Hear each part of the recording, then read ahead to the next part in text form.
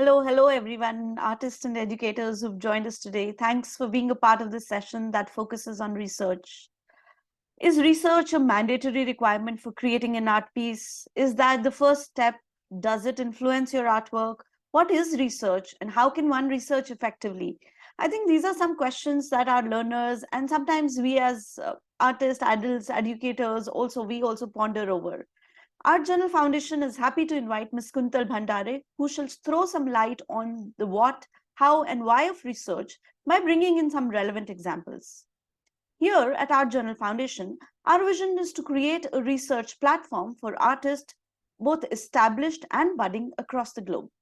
We lay emphasis to the process of making art, where the development of skill happens. In this endeavor to create such a research and resource bank, we wish to collaborate with artists, teachers, and students who are keen on contributing to this platform by being workshop leaders, facilitators, mentors, bloggers, content developers, and so on. And if you are one, please do connect with me.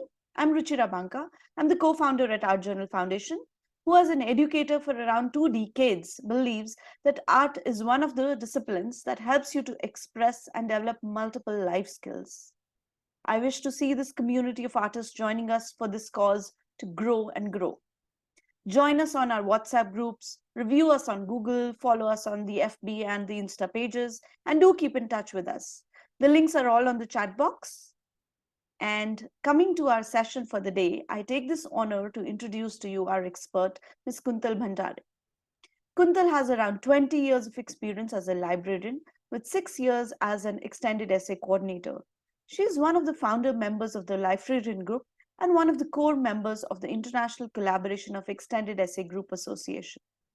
She is an examiner for World Studies Extended Arts and holds a master's degree in library sciences.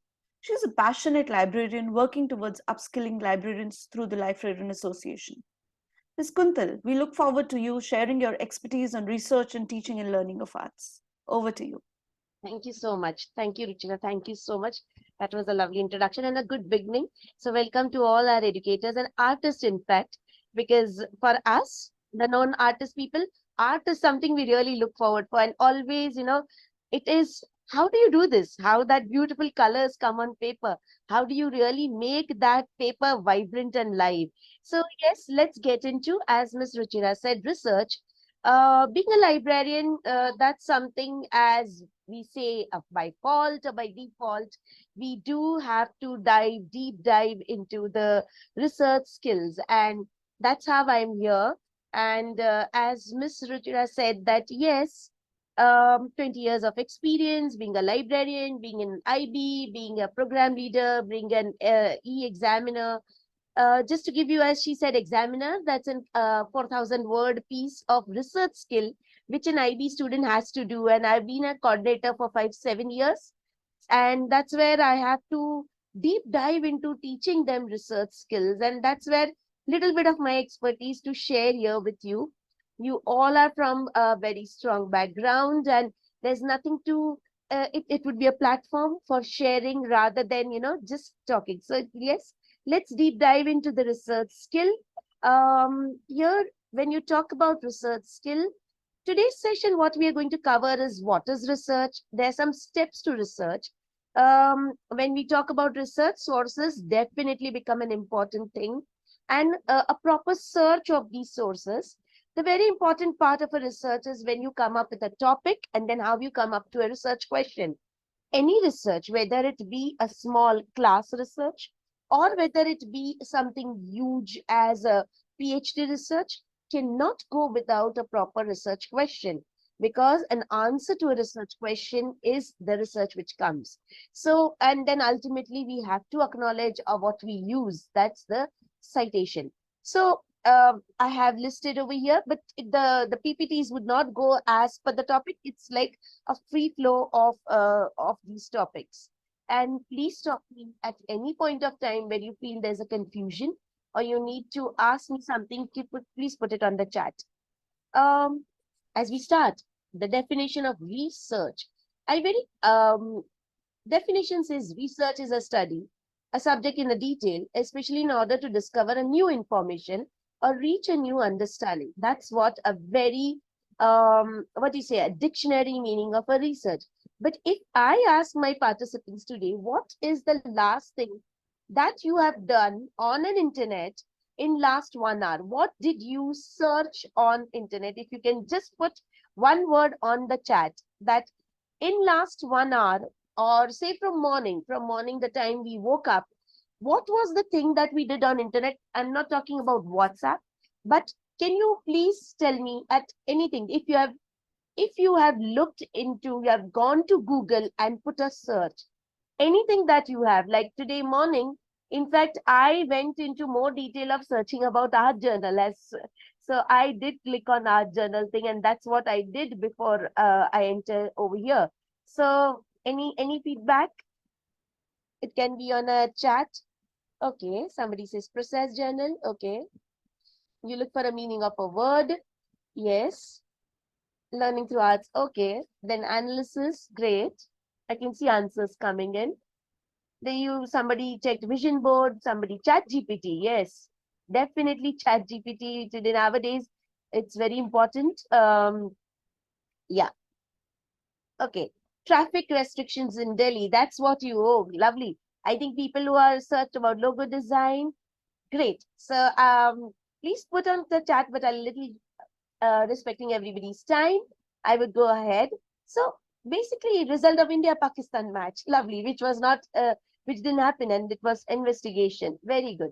So this is what you did. What you did today morning was you searched, which is already there on an internet. That means you researched something in a very common and a simple word to explain our student as what is research is that we look back or we find information which has already been created. There are times that we as educators create information. We create a session, we create as somebody said, process journal or an art a portfolio. That's our work which goes on net and somebody else would be searching it. That's research. So research basically is something, and there's no harm using information which is available on the world, whole big ocean of internet, because we are searching that information and reusing it. So that's where research, but there are steps to do it, and there's a way to even acknowledge that research, and that's where we are going to look into. Thank you for your answers. Okay, now this is a small scenario. I've been, again, this is, to be very frank, I'll acknowledge, if you'll see at the columns, you'll find in the citations, because yes, I have been doing research. Art is not my forte, research is my forte. So anything that I had to connect the research with art, I had to look back into internet and take the examples. So it was my duty to cite it. Now, just to give you a scenario in a class, we will start this whole thing not as a presentation, but taking the scenarios and how it goes about. You have introduced a new unit, and there's some art history topic given to your student. You definitely, what we do as an educators, that when we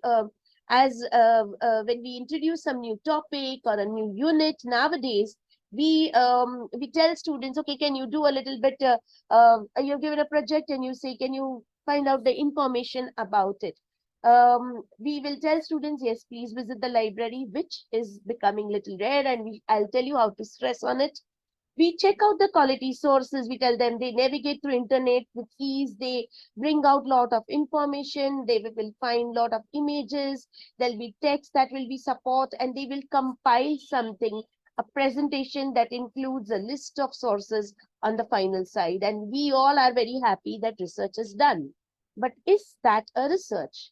Too, it sounds very profound and perfect, but no. In reality, our students need to scaffold instruction to improve their research abilities. We as educators really believe that when we give a task to a student, we are not only telling them to submit that task, but we are teaching them a skill. Because when we speak of research, it says research skills, and we need to teach them through different steps. Now, just imagine in this world, like where people, this was something I came across where the data statistics may differ from here to there. They say that people conduct around about 3.5 billion Google searches daily, totaling up to 1.2 trillion searches yearly. Over 300 hours of video footages are uploaded on YouTube every minute, and 4.2 billion likes are clicked on Instagram each day. So we live in an age where anyone can publish online, and media permits our world. So if really media is entering our world, and in this situation, when we have steps to teach certain, if we're teaching maths, we're teaching them steps to do a math sum. But when it comes to research, we many times tend to, maybe because it's because of the demand of our curriculum, it's because of the demand of our of the deadlines that we have to follow as educators to fulfill our curriculum, we tend to forget, or we tend to miss out this very important skill of teaching them research. Please take some time, at least a 1 hour class, to teach them the research. Okay, how can you guide your students in this navigated through research? Now, I have taken some I have taken some write-ups from the Library Association. In IB, because I'm an IB educator, we have used this term called as information literacy. Any idea, as I know there is information over here, but what do you think information literacy is? Why are this term nowadays becoming very common? Media literacy and information literacy. And we need to teach our students in media literacy and information literacy. So what do you think that, according to you, if we have to teach the skill of information literacy through art, what is the information literacy according to you? I will take one slide back because I have answered information literacy over here. So can we please, yes, if I get an answer on a chat, information literacy as per us, like what do you understand by information literacy? I'll not touch on media, but information. Yeah. Okay, use of authentic site, how to use information and use it properly. Perfect. Yes. Any more responses about information literacy? Okay. So let's go ahead, not because we really respect time. Information that is authentic, very true. We really need to teach students what is authenticity of information. Okay, so American Library Association informs that information literacy is a composite set of skills that enables individual to recognize when information is needed and have an ability to locate, evaluate, and use effectively the need of information. So basic funda of information research is locate, evaluate, and use it effectively. There's a lot of information on internet today. How would you locate it properly? Where do you look for the sources relevant to art? How would you evaluate information? And what information is needed? How effectively will you use this? To be information literate, students need research skills and critical thinking skills. Additionally, we even can prepare and ourselves to support a broad range of competency. But this is information literacy. So three keywords about information literacy is locate, evaluate, and effective use of information. How do you cultivate this in students? By, if you say that I want to start, I see my class is very, I have no time. I cannot actually not teach them information literacy skill. I cannot go into, I have a deadline to complete a curriculum. There are very simple steps. Just to cultivate an effective research habit in your student, involve creating a consistent research routine. Begin by introducing simple tasks. Do not give them huge, big projects. Just start some assignments and introduce them, and you then gradually progress with the assignment. Regularly exposing students to various artists' work and encouraging them to engage in brief research tasks will help them again the independence need of large research projects. To give you an example, I'm again not an artist, but this is what I am joining an art, what I have read and the research skill. If you are introducing an artist, suppose in a class, or if it's a grade 6, if you are introducing a small component of an art, rather you giving an information, you can give them 5 minutes to say, okay, let's go on, let's search about this particular topic or this particular artist, and give them a task of either putting it on a chart paper or as a discussion in the class. That's the very first step. But when you're doing this, make them realize that what are you doing? You are making them use their research skill. Research skill does not mean that you have a whole curriculum, you run by it. You can actually do it in your day-to-day, everyday class. If you have a certain topic, within the topic, see that you can at least bring a component of research by making students do their work. So if you tell them, okay, it can be a group work also. You can divide the class, and some of them are searching on the information, some of them are searching on images, some of them are searching, and give them a variety. Not only, I would say, not only the internet search, but tell them to go to library, tell them to go and use magazines. Let the variety of sources come in. And that's how we can introduce this research skill in a very small component. As at the beginning of the school year, it would be very beneficial to lead students to a field trip and to our less frequently visited library. As a librarian, I know that we, at a time in this, what you say, in a very hard pressed curriculum completion deadline, we tend to forget to use a very big, strong resource in our school, and that's library. You can actually collaborate with your librarian, share your units with them, ask them to come prepare the resource list, be ready with the resources, and plan a trip of your class to your library. And along with your librarian, with an advance notice, you can ask the students to look into different public books, examine the publication, look into how the books look like, what is the difference between a book, magazine, and newspaper.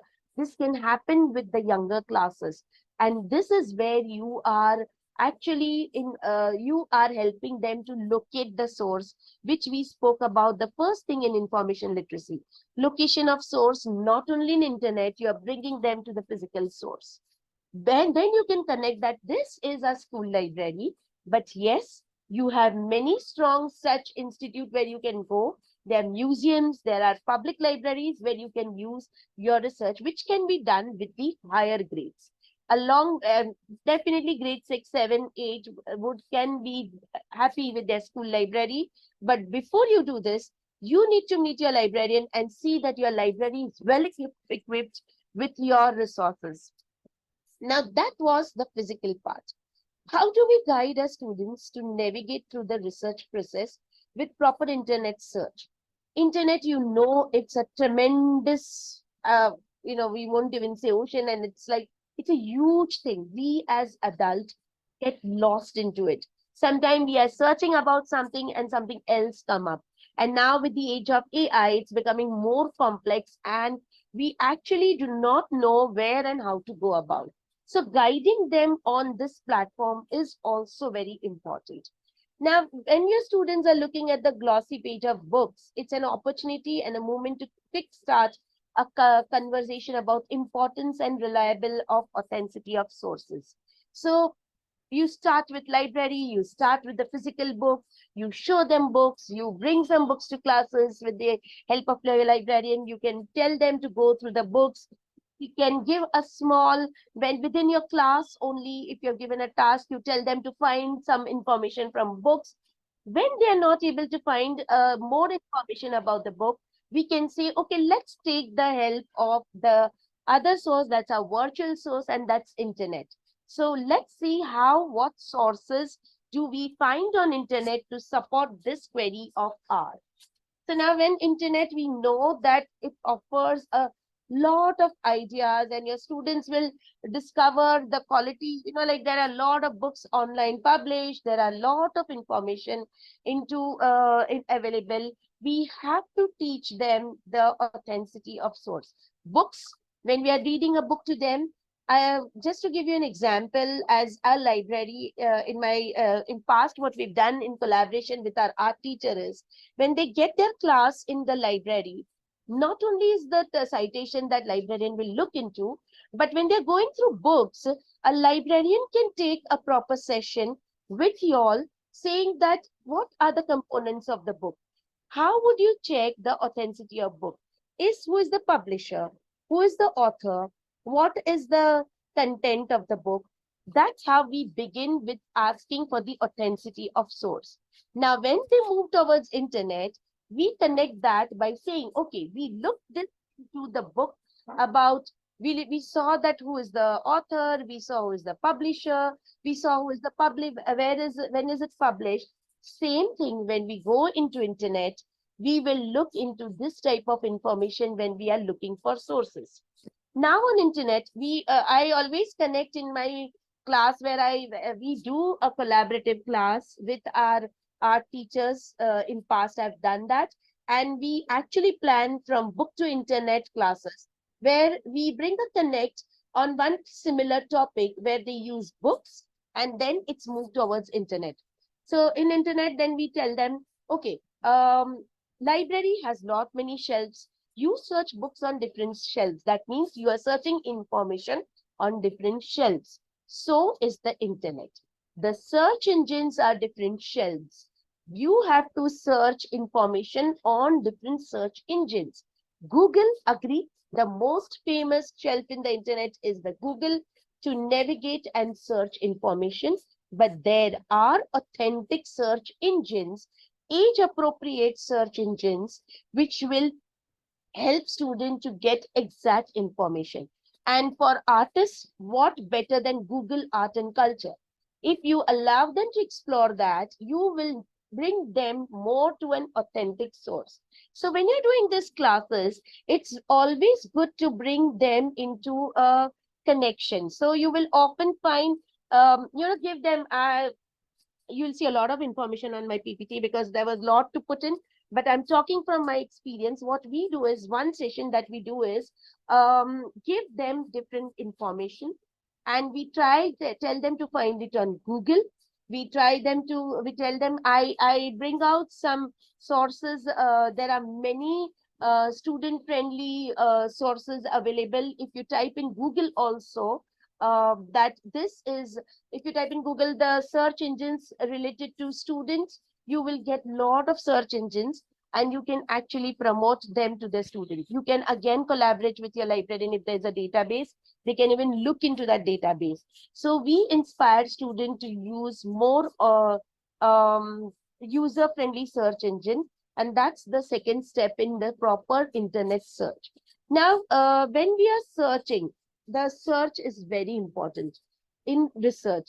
And coming to a proper search, a research is based on what? The research question, sources, and proper sources which are connecting to your research question. Now, when you say proper sources, what do you mean by proper sources? You, when you go to library, if you have an artist, you're looking for a particular artist, you're going to look for a book related to that particular artist, and you're not going to look into a different type of books that are there. Your students can look into, but if the project, if the I mean, if the RQ, the research question is on a particular artist, the book would be there on that particular artist. Same is with internet. The research term, the specific phases that you use. For example, when you're searching for an information about a renowned Swedish artist, Hillman of Klint, a general search might yield popular images of artists. Instead, prompt your student to clarify their Google search. They will discover that using specific phrases like in double quotation mark, Hilma of Clint sketchbook or Hilma of Clint work on papers will yield more targeted and relevant outcome. So I will, in library classes, we teach them something called as Google search. There is a source called Common Sense Media. I'm just putting it over here in the chat. In fact, I can show you that when we come to the question answer session, it's called Common Sense Media. And if you look into Common Sense Media, they give you a lot of information on how to do searches. What are the different ways you do searches?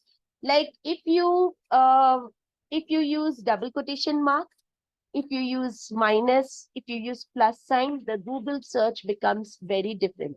I agree that as an educator, you may not get a time to do this with your class. Please involve your librarian. This is called collaboration, which comes in from librarian. A librarian can actually collaborate with you to teach. So you can devote your 1 or 2 class to teach research skills. So if you do this, if you see over here, if you make the search from Ilma of Clint sketchbook or Ilma of Clint work on paper art in double quotation mark, the search will completely be different than what the students were searching. So always giving them a proper phrase for search brings them to a proper research. Um, okay, now I'm going little bit into importance of sources, because this is where we struggle a lot, whether it's a physical source, whether it's a source on internet. So we have to teach students that what is a trustworthy source and what is a high quality source. What is the in if you have ever as educators we speak with our colleagues. If you speak to your colleagues from humanities background, they will be talking about OPVL test of as testing the sources. So OPVL, there are many tests which actually tells us that how sources are important. So what do you look into a source when you're looking here? I would take a pause for a minute. I want you to put it in the chat box that if I'm on an internet for the authenticity of source, what will I look into? What are the different components that will make me look into the source to be an authentic? I would really appreciate that answer. So I will be quiet for a minute and you can put it on the chat. The authenticity of source.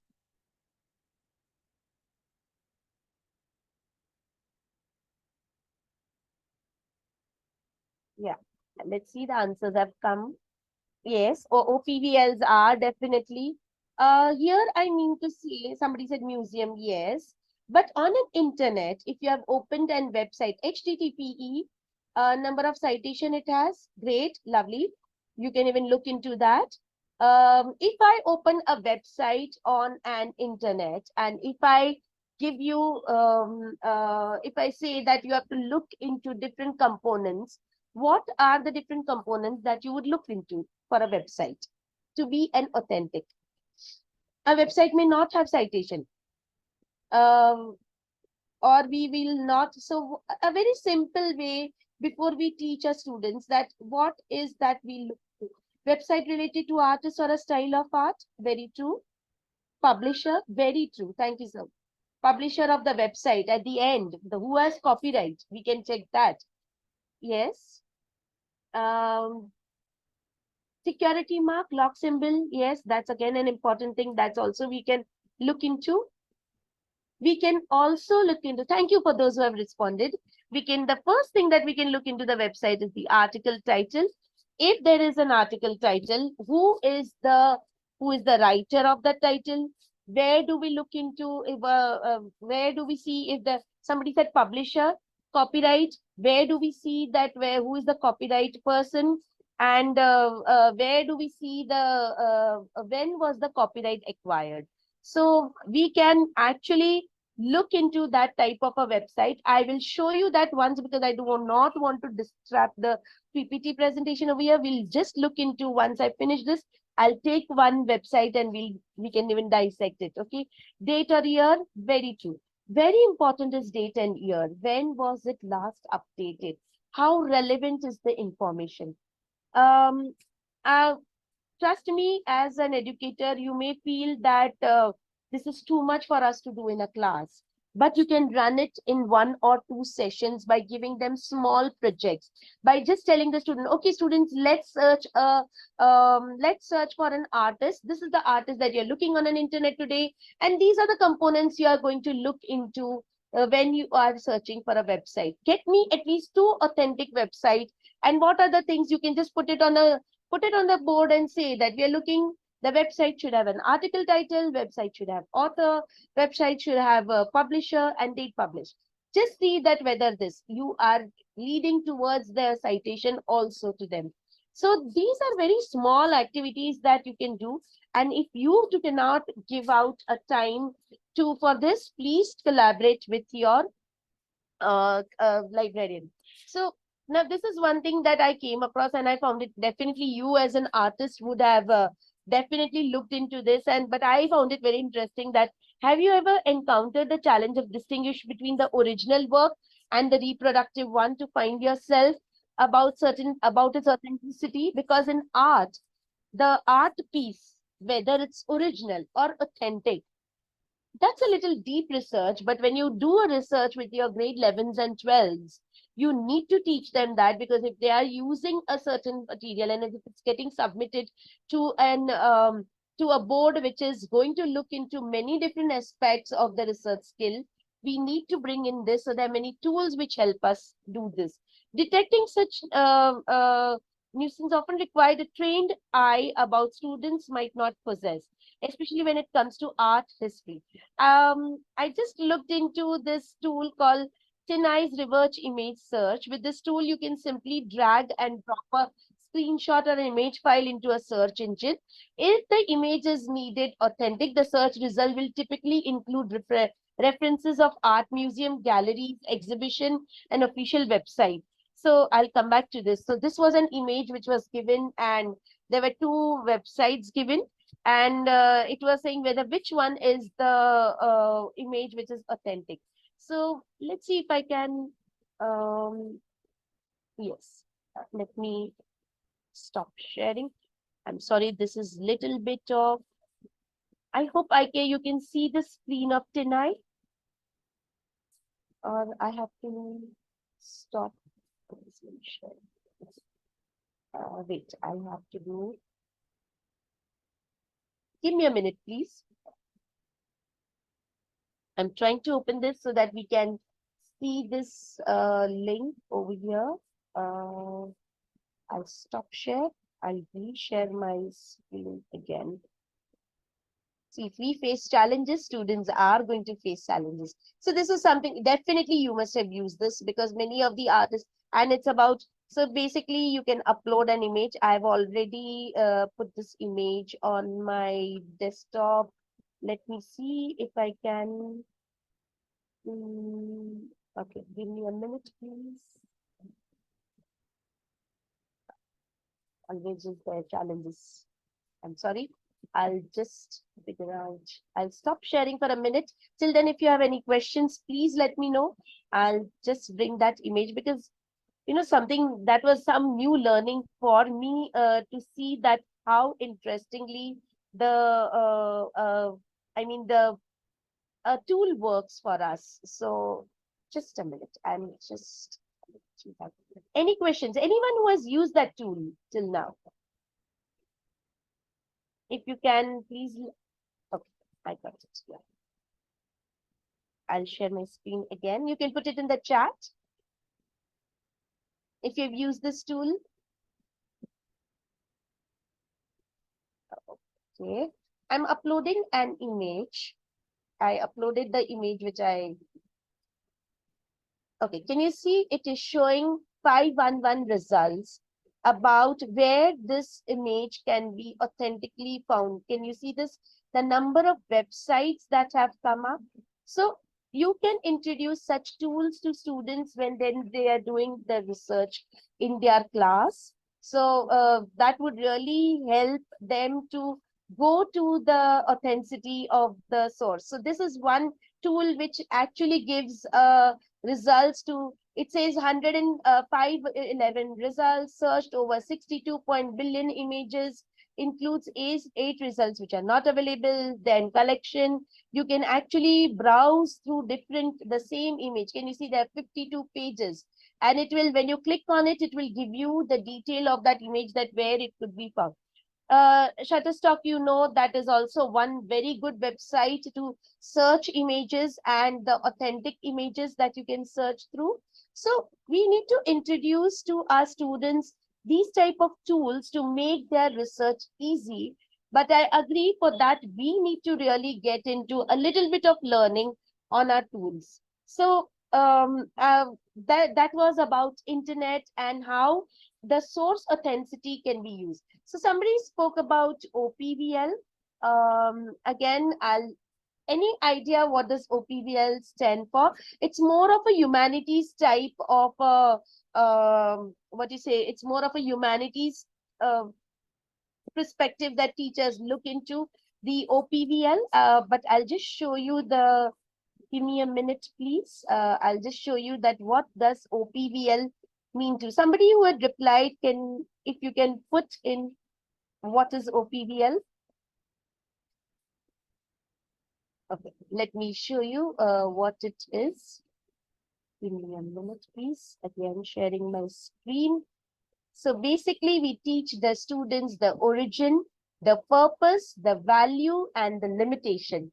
That means, where does the source come from? I'm sorry, the picture is blurred because I think I expanded it a lot. Where was the information published? Who was the author? Where is the author credential? This is the original thing. See, when you show them in a book, when you take them in library, this OPVL by default will come because we know who is the author. What is the purpose? Now, this is very important when you're doing a research skill. Any website cannot be taken into research skill. What is the purpose of that website? What perspective the author is trying to convey? Is the purpose clear? Is the information fact or is it a propaganda? What type of information does it? Does the point of the view appear proper? This is not for the lower grades. Lower grades can go up to the first two questions. Can you have what are the values? What is the how useful is this source? How, can it be applied to my work? Can you verify the information of source? Limitation is the reliability of sources. Is the objectivity, is it objective or subjective? Does this OPVL can go into detail with higher grades. With younger grades, you can actually ask them only three things. What is the origin? Who origin in the sense, who is the author? What is the purpose? Is the source important to you? Did you find information or not? Or are what do you think the information? Is it very short? It is very big. This is how you can do it with your grade 6 and 7. From 8 onwards, and if definitely, like when we talk about in our international curriculums, the OPVL becomes a test which is already done by the other teachers. So many a time students are aware of it. But this is where, which is very important that we need to teach our students about this. And as I again said that if you cannot do it, please inform your librarian. The librarian would be the best person to help you out. And this was about physical, but in art class, I think if the importance of primary research, because we just now we spoke about secondary research. Before we go ahead over here, I would like to know from you again on chat, what is a difference between a primary data and a secondary data in a research? When we spoke about the sources, we spoke about the search, how the search can be more rectified. We spoke about the importance of sources. Now, there are two types of sources. And as an artist, you know that how important is the primary source. So can you please give me a difference between primary data and secondary data? Thank you. Primary is a very raw data, but secondary is organized one. Okay, I take that. Student creating the information should be a primary research. Okay. Primary is a physical visit or interaction or a raw data. Thank you. That's a good one. Yeah. Primary is an actual experience of student. Library becomes primary and internet becomes secondary. I'll come back on it. Yes. Anybody else? Okay. An interview with an artist. Perfect. An interview with an artist is a primary data. So I take upon this point and go ahead saying that anything that you see firsthand, anything which is not in the term of research, we always tell the students that I always give them an example of all of us have read a diary of Anne Frank, and every library has that book called Diary of Anne Frank. So the book which is lying in the library, the Diary of Anne Frank, is that a primary data? No, because it's a published one. The Diary of Anne Frank, which is actually placed in the museum, which she had written, is a primary data.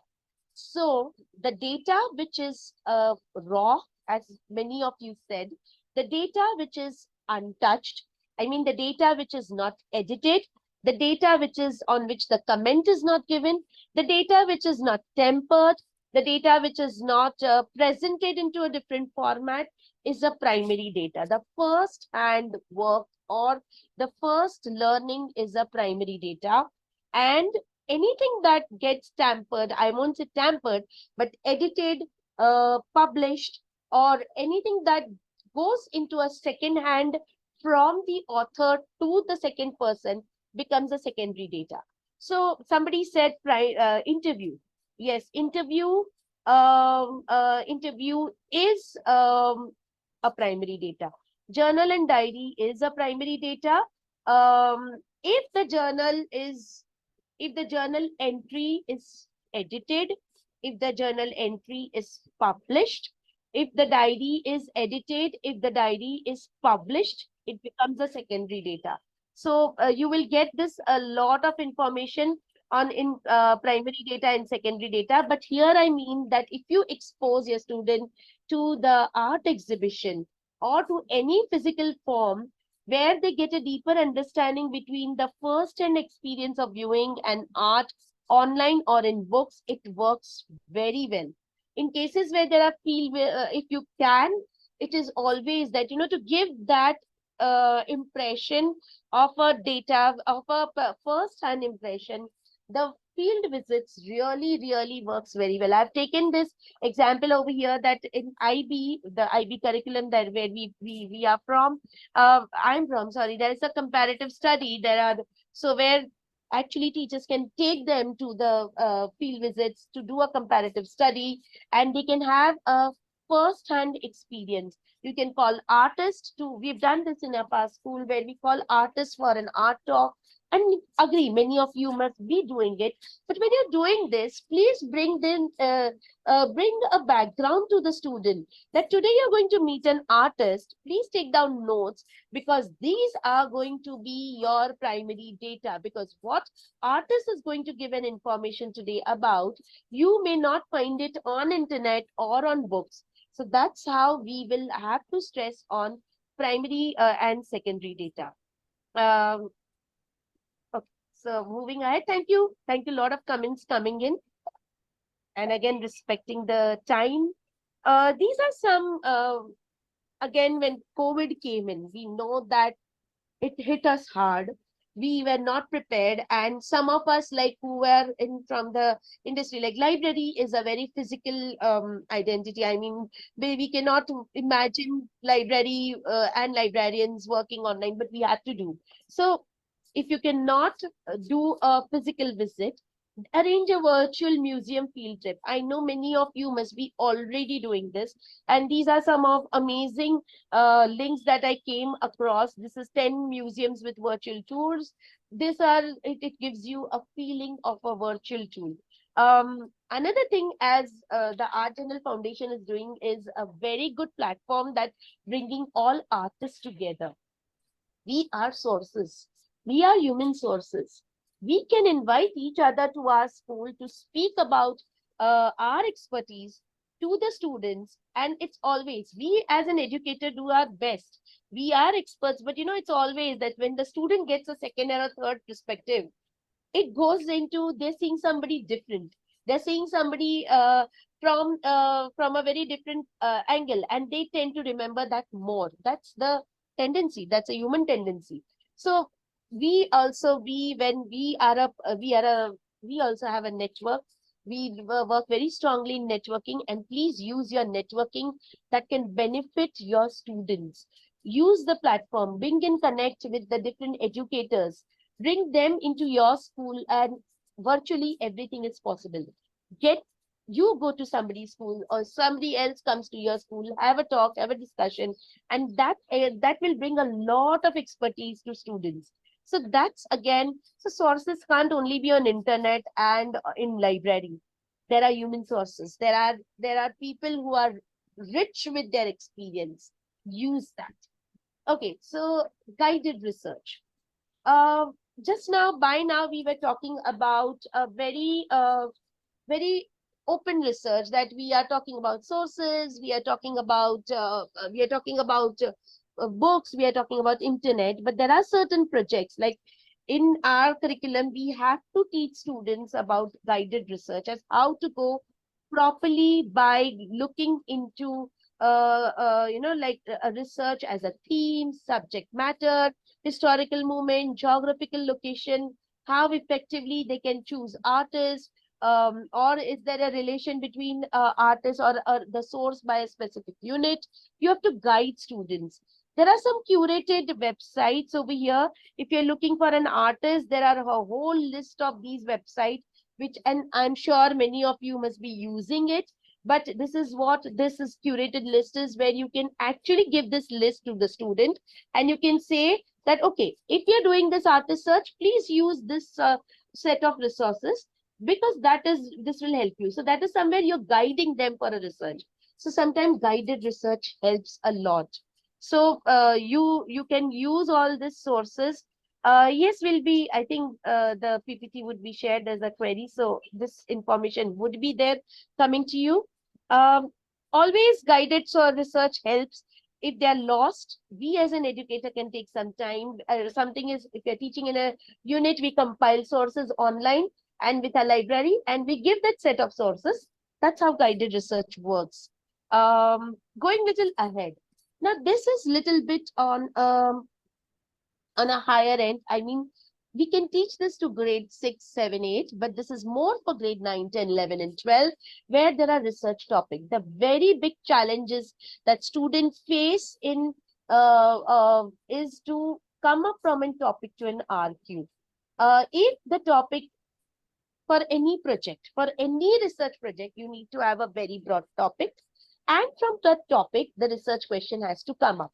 So as a librarian and as an coordinator for EE, I do this activity with my students where I teach them how to come from a topic to an RQ. If you as an educator do not get your time in your fact curriculum, please again utilize the expertise of your librarian and tell them that they can take one session on this, and this will really help our students.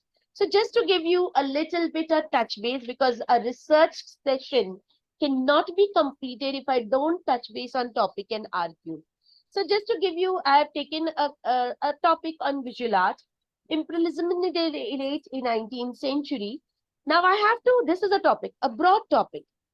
That from that topic, I have to bring up a very specific research question. Now, this topic is definitely huge, and if I start on searching something in late 19th century, I will end up doing a lot of search on this particular topic. So my research question is, how did this impressionist movement, sorry, my pronunciation goes wrong over here, impact the traditional convention of art during the late 19th century in France, and what were the key techniques and innovation employed by artists to challenge the established artistic norms? Can you see this? I'm giving you 2 minutes to read this. If you see a topic over here, it is very broad. When we broke down that topic, what did we do? Late 19th century, it's too broad. What do we do in late 19th century? We can't cover the whole world in late 19th century. So I will have to concentrate on one country. So which country did I concentrate on? France. Now, in this particular art style, what am I going to concentrate on? I'm going to concentrate on the impact the traditional convention of art in the 19th century France. And again, if I say that this is an art form, it is two huge art form, two huge topics, the art form and the century.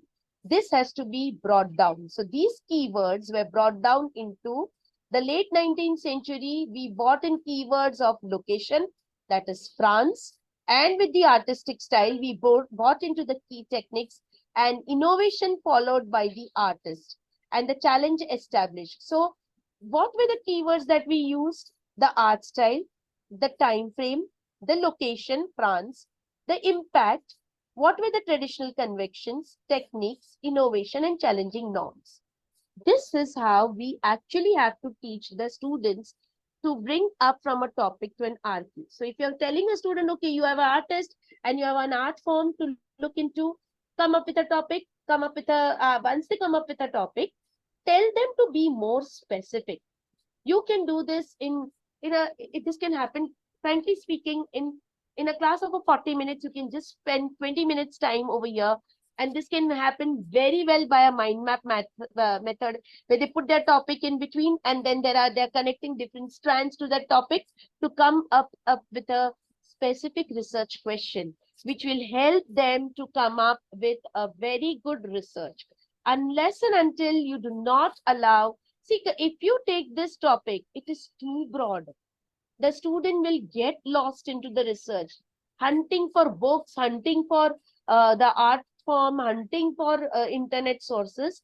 But when we tell them to specify their topic to research question, it will become more focused. They will have a path. Otherwise, you're leaving them on a circle which has six road connected, and you can tell them, okay, you're on the circle, take the road whichever you want to, and that would be a big confusion.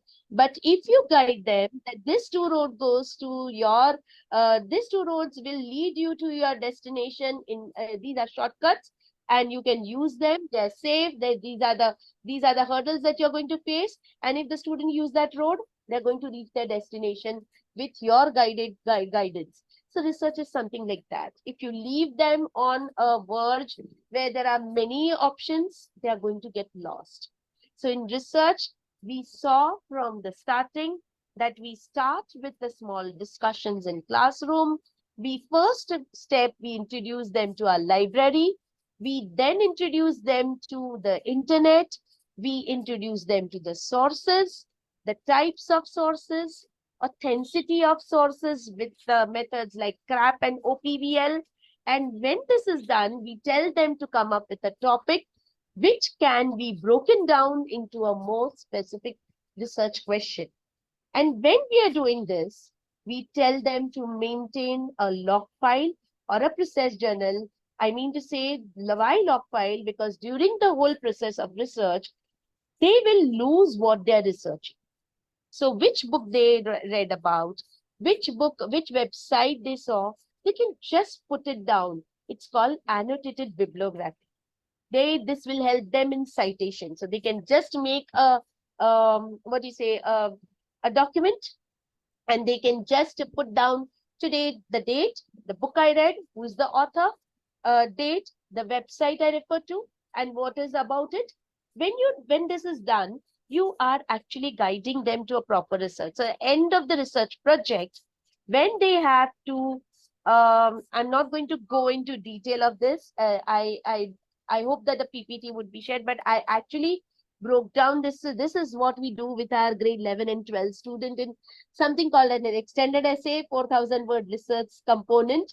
And this is, we actually tell them how to come from a topic to an RQ, because they have to fit their research into a 4,000 word. And that is how we can actually, so this, because of the time shortage, I'm not going to get into it, because I have to go at the end where we always say that acknowledge, I'll come to this also. Acknowledge your sources, use citation. This is again one important thing that you need to inform your students. Citations cannot be left out at the end. So if you're telling your students to prepare an annotated bibliography, this becomes very easy. You don't have to teach them. Again, your librarian can do it, or what to cite, any quotes, phrases, any specific reference work of the other person, or the idea taken has to be cited. And how do you cite? There are many citation styles. APA, MLA, Chicago, use one of them. Don't do it manually. We are not telling you to do it manually. There are many citation generating machines. These machines will help you do citations. Just to touch base upon, I came across this very good article, and I hope you know there is an AI-based platform like Delhi, which is for art. It is actually helps you to do a lot of art work on it. So I'll just stop staring because we are really hard pressed of time, and research, frankly speaking, cannot be done in an hour. This is the platform. This is again a very good website, the Art of University. This was a very good article that I came across, and how we can make AI our friend rather than running away from AI. How can we actually use it? That, see, let's dive in. DALL-E is an AI image system. It creates a visualization, it creates an art piece. Rather running away from it, we can take its support and we can actually help students for that.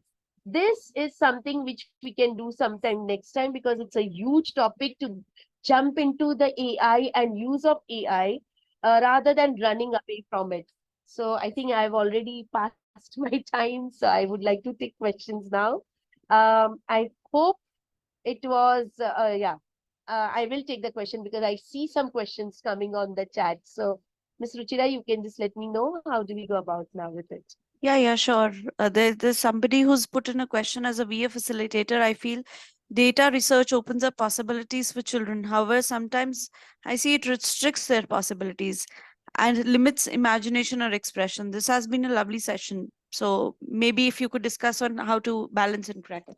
Okay, so that's where, like when you say that data research opens up a possibility for children, however, sometimes it sees, create a question. That's what where I say that inquiry based question, you put a question for research in such a manner that it takes to a next step for them.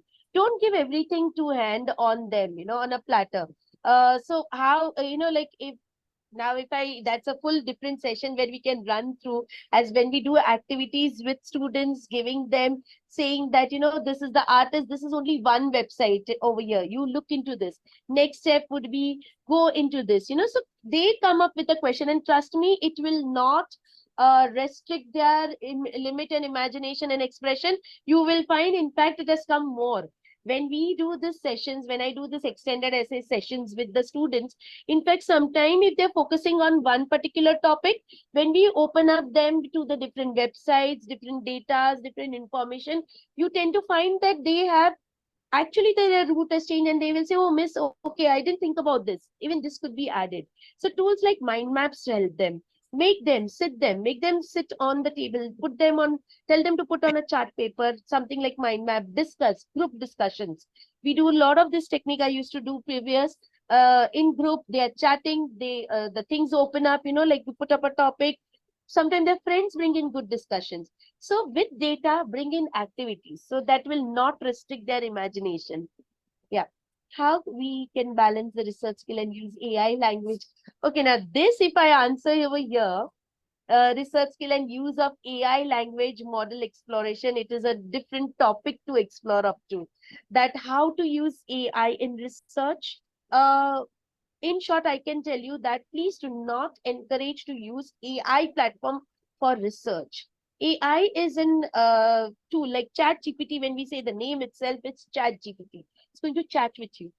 So these type of tools can be used to reframe your vocabulary, reframe your work, but we do not encourage students to find something on tools like Chat GPT. For that, we have our research, we have our tools. We, now it's become a paid, but there were some tools which were already been in place. Like if you know about paraphrasing tools, Quillbot. That was an AI tool which was well known to students from quite a long time. They had been using it.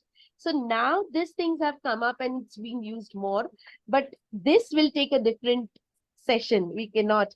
Librarians are your best people. Please take their help. And as somebody says that, yes, librarians are ready to help us. Use their expertise. Collaboration can do wonders. Trust me, your students will groom into a different level when you collaborate with librarians and the other subject experts. And you all have a lovely platform. Please collaborate with each other. You can call each other to your classrooms to share their expertise, and that will become open up a different avenue itself. Yes, we can add thinking routines so that they are scaffolding. Yeah, you can actually add thinking routines.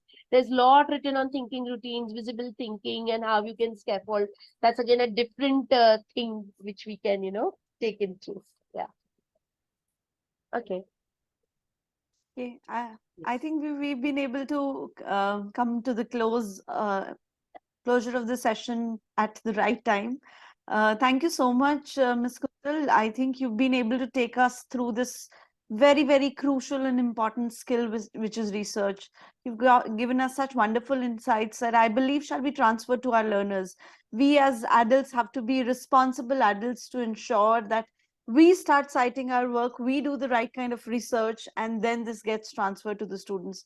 That Exactly. is the first step I believe that all of us can sign up today for. If at all we're not doing it, if at all we forget it, let's sign up today for this, that we shall be responsible individuals who are citing, who are doing the right research and taking it forward to us students. And I look forward to many more such sessions with you. There has been a lot many questions about AI.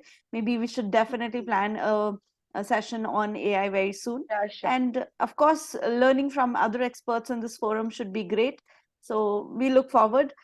Just to be in touch, I request everyone to be a part of the WhatsApp groups. The links have already been shared. Our Facebook, Insta, and the LinkedIn pages. We shall be in touch then and use this as a collaboration platform. Thank you so much. Thank you so much for all your. Thank you so much. It was lovely connecting and knowing everybody. Thank you. Have a lovely Sunday now. Bye. Take Yeah, care. happy Sunday. Yeah. Take care. Bye bye.